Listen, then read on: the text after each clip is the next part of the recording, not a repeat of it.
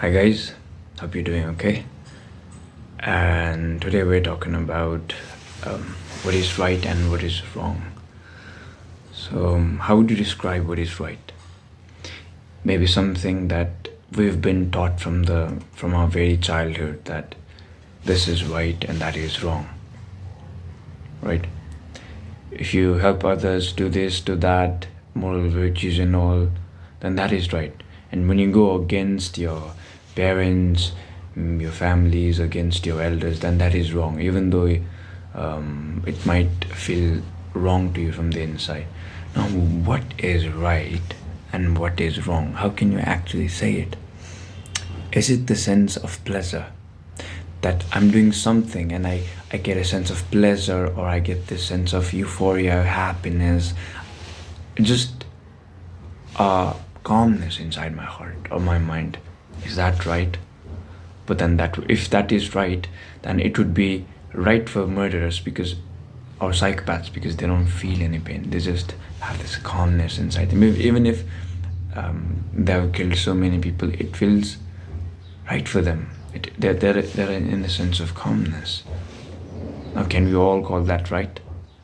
Right. It's a very deep topic, what I'm talking about, and you have to really dive into it. Don't use logic, just think, observe and listen. Now let me tell you another situation about war. Alright. So I'm in a war. I fight from country A and I'm fighting country B. And I'm 21 years old. I'm a soldier, and in that another country B, there's another soldier too. And I have been told and I've been taught during my recruitments that they are your enemies. Country B is your enemy, or whatsoever, you have to kill them. You have to kill them. They are your enemies. You have to kill them because they are bad guys. They have done bad things, or the people who are sitting at the top of that hierarchy, kings and ministers, because it's our order. We have to kill them. We have to take their land or this or that. We have to do it because we have been told. And I'm just a soldier from country A, and I go, and I'm in a situation that I have to kill whoever I see who's not in my team, who's wearing another dress, who's not wearing a dress like me. I go. Because I will choose to kill my enemy, or whatever I called it, enemy, from the other country, rather than him letting to kill me, he, she. Because I have family, my father is waiting for me, my mother, my brother, my lover, my loved ones are waiting for me at home. Why would I want to sacrifice myself for nothing? So I kill that person.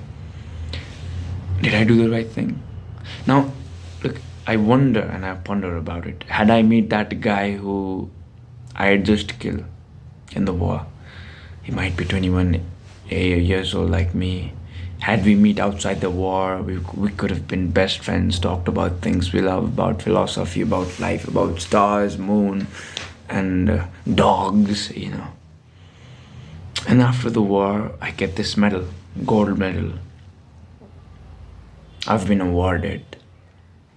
Wow, you're awarded because you killed an enemy. But deep inside, did I do the right thing? Killing an enemy, killing someone who's like me, who bleeds like me, who sees the world, who has two eyes, who's a human like me. Did I do the right thing? But if the situation has been changed, if I had killed a murderer or a rapist, I knew he was a murderer, but I could not prove that he was a rapist or a murderer. But I kill him. I go to jail because I could not show the proof. Now, you see, what I'm trying to get is that now this kind of situation happens all the time. And our mind always works in a way where we need to find a conclusion. We have to know it. We have to find a way through it. If we don't, then it's a mystery. We keep on thinking about it until we go mad. So, about right and wrong, we try to find a conclusion. We just say, is it right? Is it wrong? Is it right? This is wrong. This is right.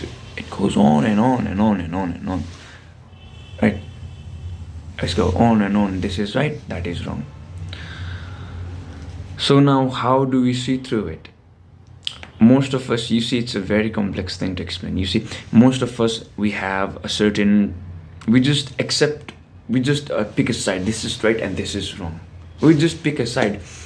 Now about wars and all, people would be like, they would quote from scriptures that this is dharma and that is their karma, this and that. It's like trying to tell your mind, who's trying to find, now is that right or is that wrong? But if you put dharma and karma, you'd be like, okay, I've accepted it.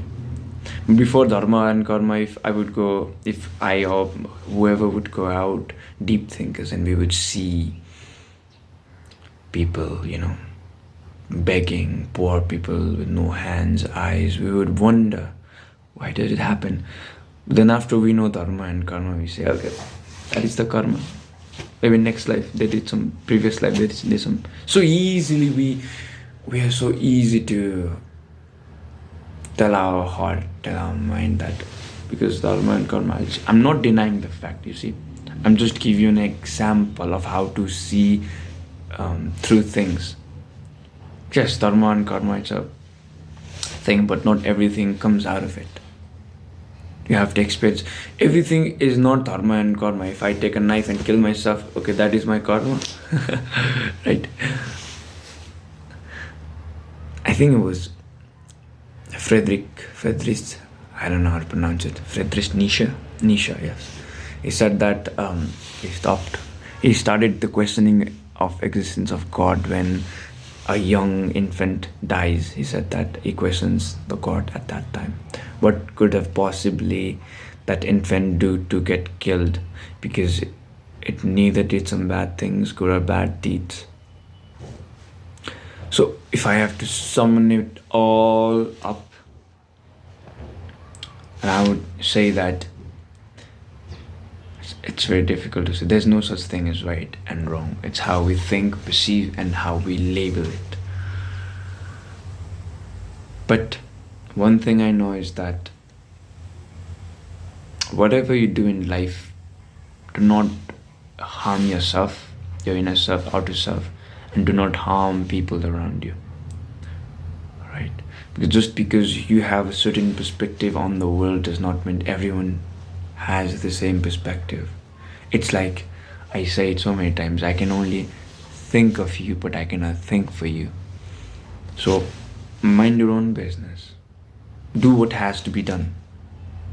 Like I said, not everything can be solved with dharma and karma, but it's a way, the scriptures are a way of living a life without taking attachments, so that when we die, even if we have done 1,000 good deeds, we'll still think about, okay, I wish I had done one more good deed. And because of that small thing, we're here again. We're in that loop, that pattern again. Even though a person did 1,000 good things in his life, and one thing he said, I wish I could have done one more good deed. Boom, universe gives you whatever you want.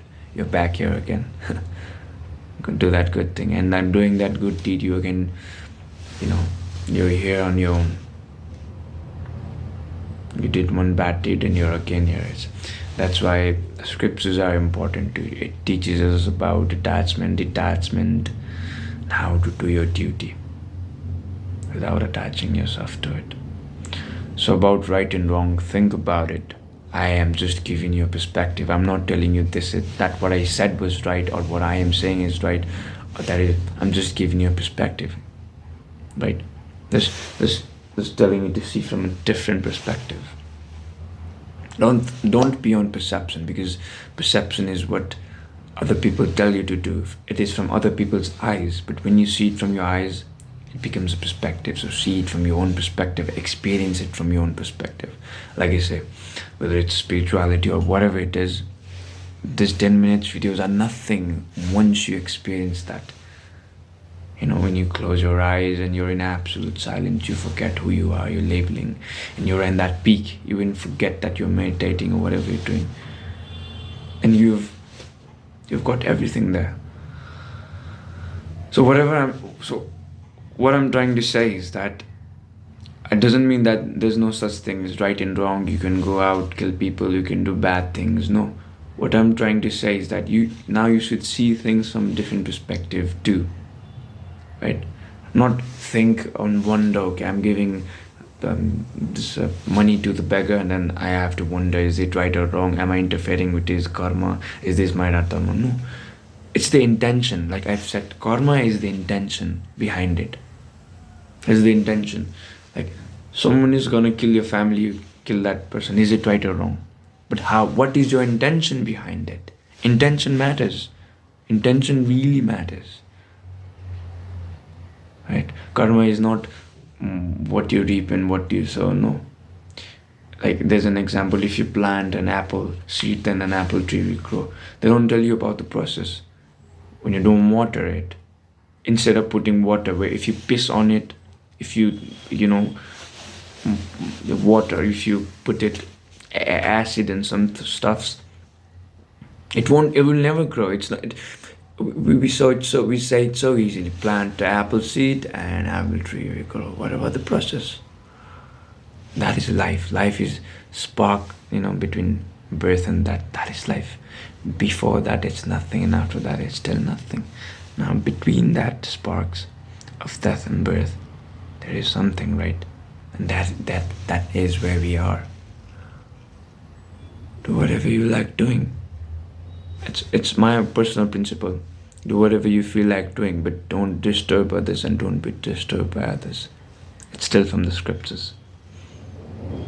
So I hope you really got the idea. Change your perspective. See world in a different way. Be better yourself and try to change the world. Not because of your beliefs and because you think I should do this to change the world, no. But because it has to be done, and it is the way it is. So I hope you've really understood it, and I've tried my best to understand you guys about this perspective. Think about it, observe it, and I hope you apply in your life. And take care of yourself. Goodbye. Take care of your mental health. Until next time.